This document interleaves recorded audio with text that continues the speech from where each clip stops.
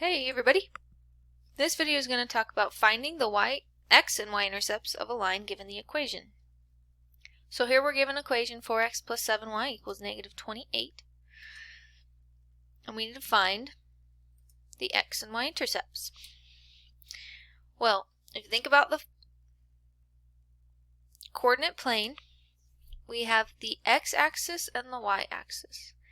The x-intercept is going to happen somewhere along this x-axis. What is the y value anywhere along the x-axis?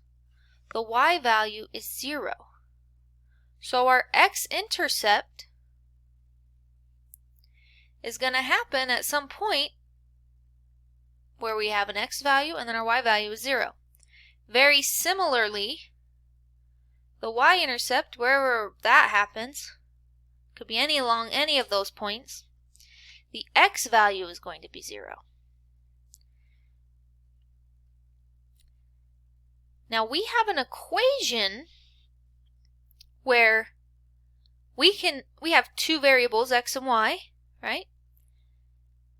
But we can figure out, if we're given one of those values, we can figure out the other value.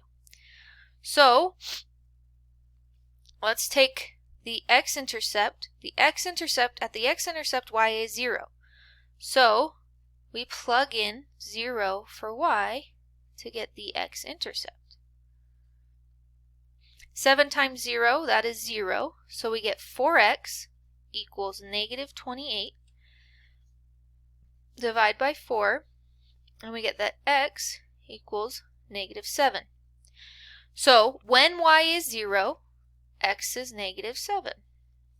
So that happens when y is 0, x is negative 7. So that's kind of like this point down here. Okay. What about for the y-intercept? The y-intercept is going to be where x is 0. So into this equation, plug in 0 for x. This is going to go to 0. So we get 7y equals negative 28.